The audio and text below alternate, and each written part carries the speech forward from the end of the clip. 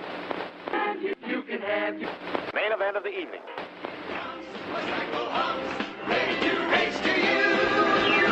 These days are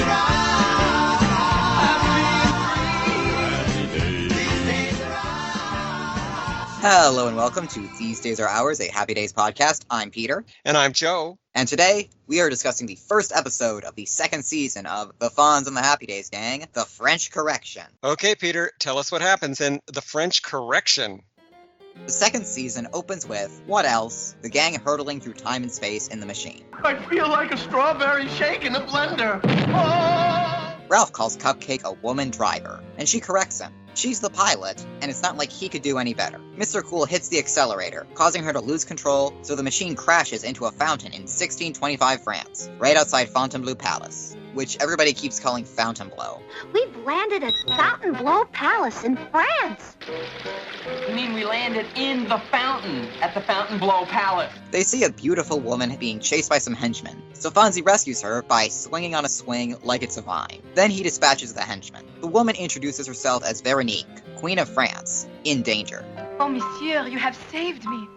Elsewhere, a shadowy nobleman and noblewoman, Count de Ville and Milady, plot to eliminate the gang and get to the Queen. Those foreigners have ruined a perfectly good chance for us to capture the Queen. On the contrary, milady. They will fit into my plans for taking over the throne perfectly. A trio of musketeers attempt to apprehend the gang, believing them to be a threat to the Queen. The misunderstanding is quickly corrected, though. The musketeers are the Queen's only protection since the king disappeared, and if she goes missing, Count de Ville becomes ruler. The time machine is gone. Well, since you guys have everything under control, we'll just get back in our time machine and... The time machine! It's gone! Causing Ralph to sob into Richie's shoulder. Count de Ville shows up to offer his help and claim he had nothing to do with the disappearance of the vehicle or the king. Then he causes Fonzie to get swept away by a carriage with Milady. Hey, you!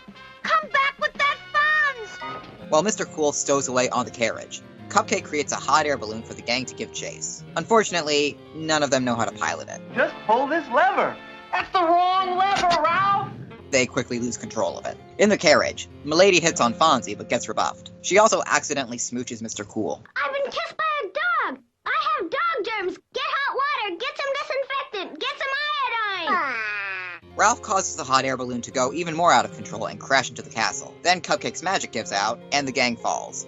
Luckily, they're caught. Unluckily, it's by the henchmen, and they're imprisoned in Milady's dungeon. Fonzie, having escaped Milady, reunites with the Queen. Fonzie, you escaped Milady's clutches. Hey, nothing to it, Your Royalness. The problem was escaping her carriage. She's hiding her royal ring, which is what gives her the authority to rule with the king gone. Count de Ville shows up and accuses her of treason by collaborating with a foreigner to steal the ring. Unless you can prove me wrong, I shall be forced to arrest you and take over the throne myself. When she tries to show it to him, she finds it missing from its hiding place. Count de Ville dispatches the musketeers by dropping a tapestry on them, then drops Fonzie, Mr. Cool, and the Queen through a trapdoor.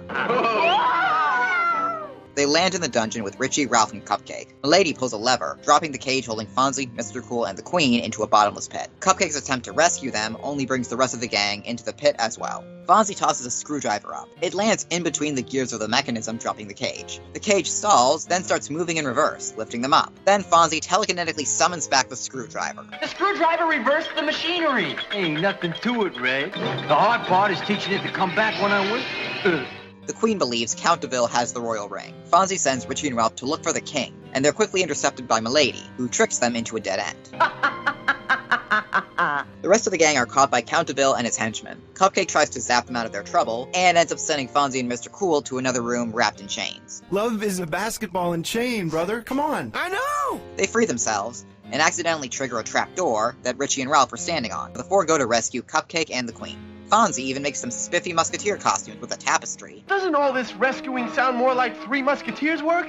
I mean, shouldn't we be doing something safer, guys? You know, looking for the time machine, stuff like that. On some horses they found off screen, the guys give chase. Cupcake and the Queen are brought to the windmill where the king is imprisoned. Richie and Ralph distract the guards with a package containing a smoke bomb. Then Fonzie dispatches them. He rides a windmill blade up to the window, where he swings on a rope to rescue Cupcake and the monarchs. He frees them with a snap of his fingers, then duels Count de Ville. A zap from Cupcake replaces their swords with a broken umbrella and a rubber chicken. Don't worry, Fonzie. I'll give you a hand.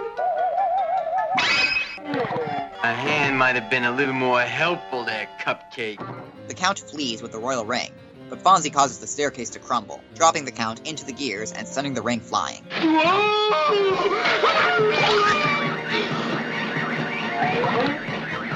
With the ring in their possession and the monarchs free, the only thing left is to find the time machine. Milady will only tell them if Fonzie kisses her. Said kiss leaves her floating in midair and surprisingly helpful.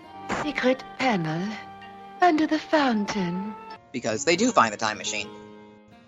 Thank you, Peter. That was The French Correction. It first aired back on September 12, 1981. On this date, the Fonz and the Happy Days gang was followed in most markets by the Richie Rich Scooby-Doo show.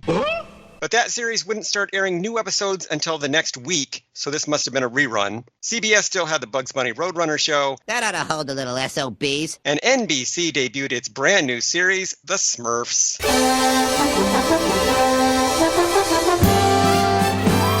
Based on the comics of Belgian cartoonist Peyo, it's about a race of tiny blue creatures who live in mushroom houses in the forest. The Smurfs are often menaced by an evil sorcerer named Gargamel. I'll get you. I'll get all of you if it's the last thing I ever do.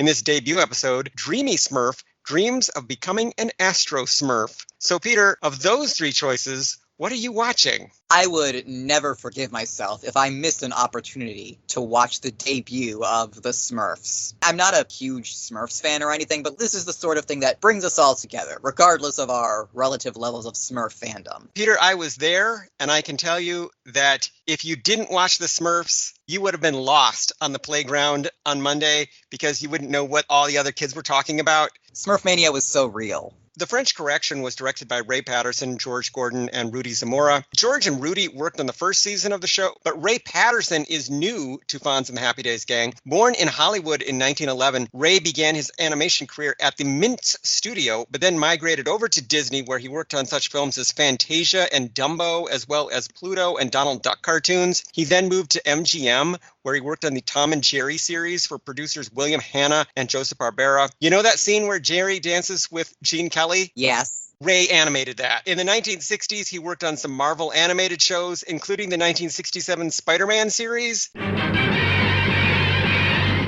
Nice. This guy is just so iconic. That's amazing. Then in 1967, he was hired by Hanna-Barbera to work on their TV shows and contributed to Super Friends, Scooby-Doo, Flintstones, Jetsons, etc. Toward the end of his career, he worked on Captain Planet and the Planeteers. The power is yours. He died in 2001 at the age of 90. The Simpsons character Ray Patterson was named after him. Do we want old man Patterson here with his finger on the button? What button? The French Correction was written by Dwayne Poole and Tom Swale, both of whom wrote on the show last season. As for cultural and historical references, the episode's title is a nod to The French Connection, an Oscar-winning 1971 crime drama starring Gene Hackman as NYPD detective Jimmy Popeye Doyle. Now I'm gonna bust your ass for those 3 bags, and I'm gonna nail you for picking your feet in Poughkeepsie. It was based on a 1969 true crime book. The term The French Connection refers to an international drug ring headed by a French heroin smuggler. Enjoy that with your Saturday morning cartoons, kids. But this week, the gang find themselves in France in the year 1625. This is the same setting as Alexander Dumas' 1844 historical novel, The Three Musketeers, which centers around a trio of elite French soldiers who befriend a young man named D'Artagnan. Their adventures occur during the reign of Louis XIII, who ruled France from 1610 to 1643. He was the worst since Louis I. Peter, what did you think of the portrayal of the Three Musketeers in this episode? This is not a great portrayal of them. They do not come across as particularly competent. They get dispatched when Count de Ville drops a tapestry on them.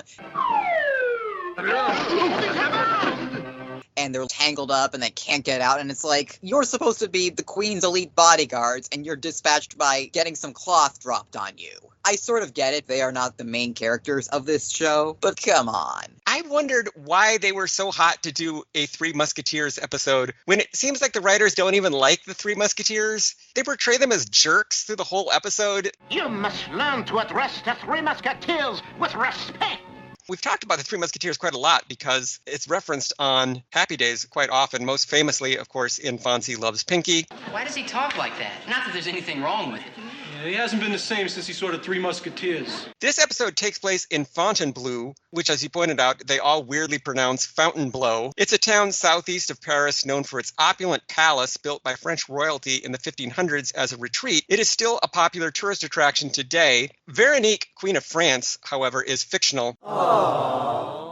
Again, Louis XIII was running France at that time, so they made up this character, Veronique. I don't know why they did that. This is not accurate to the book The Three Musketeers or to actual French history. Did they think that the actual Queen of France at the time was not hot enough for Fonzie or something? That's part of why I think they invented this Veronique character, but that runs into a problem as well in the story because she's married. Speaking of the Musketeers, Ralph says, The Musketeers! Which one's Annette? In 1955, at the age of 12, a singer and actress named Annette Funicello became one of the original Mouseketeers on the Mickey Mouse Club, an afternoon TV show produced by Disney. Annette became an immediate sensation and soon started making films and recordings of her own. Hi, this is Annette, and here's one of my songs from 1959.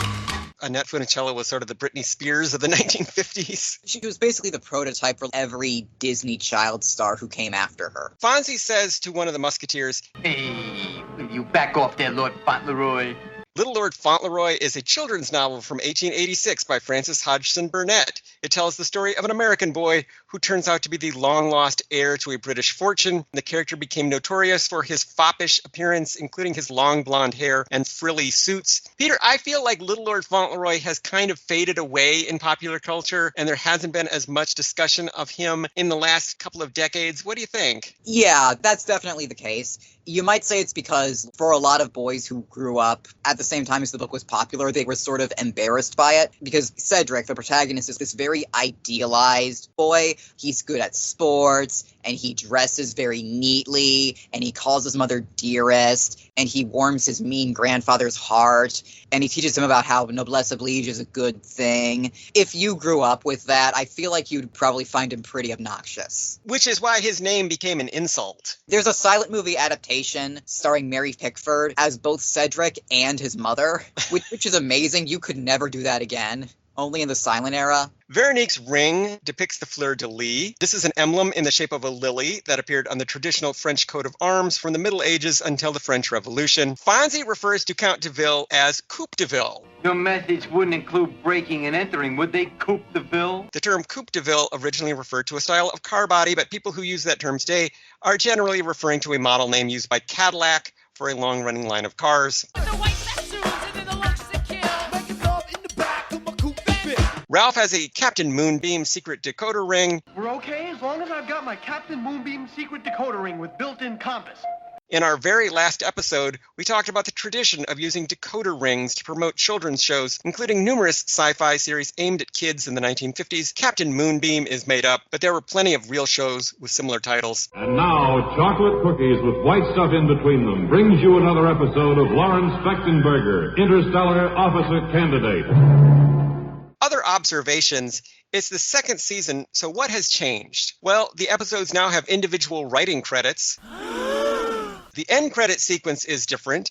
There's a new background and slightly different music. The voice cast has been pared down significantly. And I swear that Fonzie himself has been given a slight makeover. He looks Botoxed in this episode to me. I don't know why that was. I think they're drawing him with fewer lines in his face. He's been looking like that for a while. Like, if you go back to, like, the really early episodes of season 1, he's a very detailed caricature of Henry Winkler. And then later on, they drew him with way fewer lines, which makes him look younger. And I think it's also because it's simpler to draw him that way. Fonzie uses a lot of variations on the phrase your blankness in this episode, like your beautifulness. He did that a lot last season too, but I didn't point it out. And speaking of things I didn't point out, in a moment of panic, Ralph yells, "Man the lifeboats! Women and children first!" This was another running gag from season 1 that I never bothered to mention. When he's scared, Ralph will sometimes start yelling nautical phrases at random. I don't know why, but they really thought that was funny. It is funny, and let me tell you why.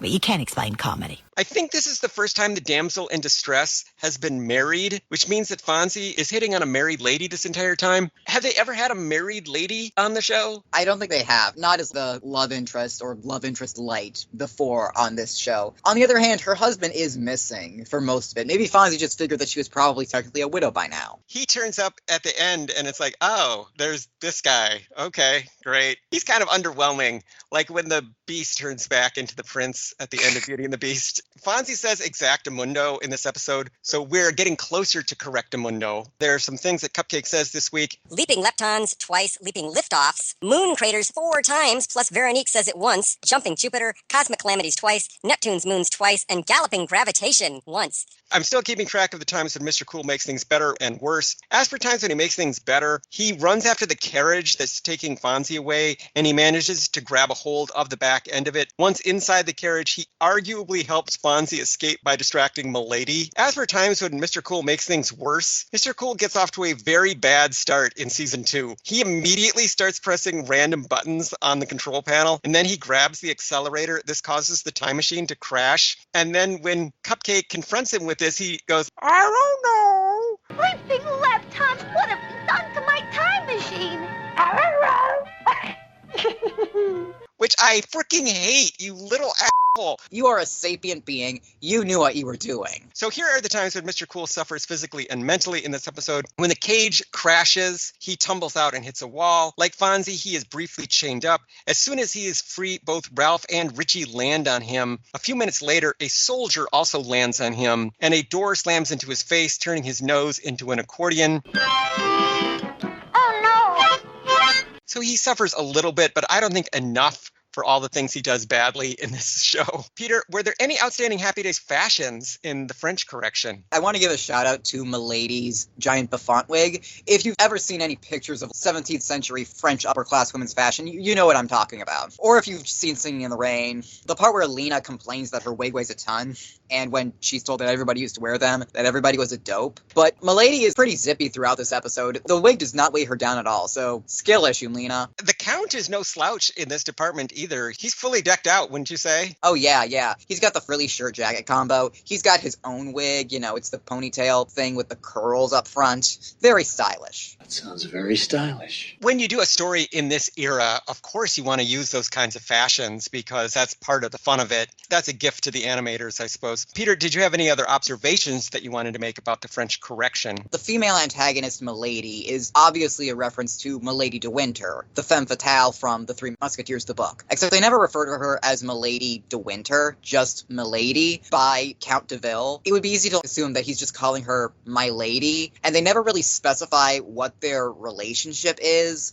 Having read the book years ago, I figured that she was just his employee or something, and he was hiring her to help him kidnap the king and queen. But they never outright say that in this episode. The fact that they never actually say her full name, it kind of feels like when something will have a cameo of a well-known character from another piece of media, but that character is copyrighted so they can't actually call them by their actual name. So you have to get really vague about who they actually are with maybe some obvious references. Like when they made Kong Skull Island and they couldn't call him King Kong because of copyright. Except the Three Musketeers and every character in it is in the public domain. What I think happened is that the writers of this episode, Dwayne Poole and Tom Swale, vaguely remembered the Three Musketeers, and they remembered that there was a character called Milady something in it, and they didn't bother to go back and even look it up what her full name was. If I had been Fonzie, I think I would have gone for Milady and not for Veronique. I mean, she was trying to get his friends murdered, so... Yeah, but they kind of deserve it sometimes.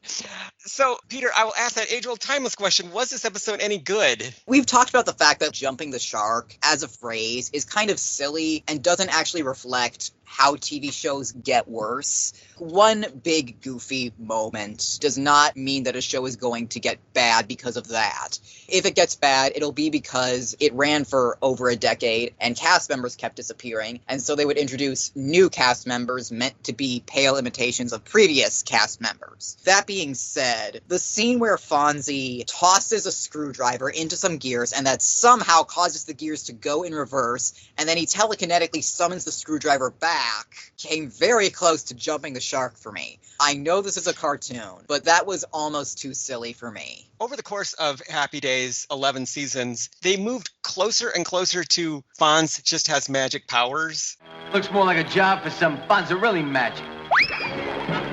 I can't say that particular moment bothered me. What I will say is that this particular episode felt like a rehash of a lot of episodes we've already seen of the show. It doesn't seem like the writers have a lot of new ideas for these characters, and so they're recycling a lot of formulas we've seen on the show before. One thing that's going to happen this season, however, is that they're going to bring in some new writers on the Fonz and the Happy Days gang. Maybe they will bring in some newer, fresher ideas. It was very obvious to me that this was written by the same guys who wrote season 1. It doesn't feel like the show is developing, so that is something that I think the series needs, is maybe a fresher approach. Did you replace me with dude in that? Yeah, I know. He has kind of a fresher style, right? No. Man, whatever, man. One last thing. I also thought that the title, The French Correction, might be a reference to the French Mistake from Blazing Saddles. If it's a double pun, that would be kind of amazing. Do you feel that this was a rehash of season 1 ideas? Yeah, this is definitely using the same basic formula for most of season 1. The time machine breaks down in some historical location. There's a pretty lady for the gang to swoon over that they need to help out with some sort of problem. There's another sexy evil lady who has the hots for Fonzie. Yeah, it was just one stock character after another. And even when we first meet Veronique, she's being chased around, and I was like, oh, God damn it, didn't we just have that last week or something? Yes, we did. Just last week, we had whatever her face was, the Greek lady, being chased around. I've forgotten what the Greek girl's name was. Lumina. Lumina. Oh, like the car. Everything we put into the Chevy Lumina is backed by a bumper-to-bumper warranty. And we mean everything. Are you excited by the prospect of new writers coming in to work on the show? I am, yes. This show has been very enjoyably bonkers so far, but anything becomes boring with repetition, so I'm hoping that future episodes will find new and unique ways to be bonkers. I've looked at the plot summaries for the upcoming episodes, and some of them are pretty far out there, so I'm excited about that. So, Peter, how can people keep up with us and find out about all the wonderful things that we are doing? Listeners can follow me on Blue Sky at petervillefranc.bsky.social. They can follow me on Blue Sky at joeblevins.bsky.social. They can find this podcast online at thesedaysaroours.libsyn.com, and they can email us with questions, comments, and concerns at thesedaysaroourspodcast@gmail.com. So, Peter, what do we have on the docket next time we talk? Next time, the gang travels into the future year of 3817 to an underwater city of kelp farmers in kelp. Now that is the kind of out-of-the-box thinking that I was talking about. So see you later, alligator. In a while, crocodile. Throw out your hands, stick out your tush, hands on your hips, give 'em a push.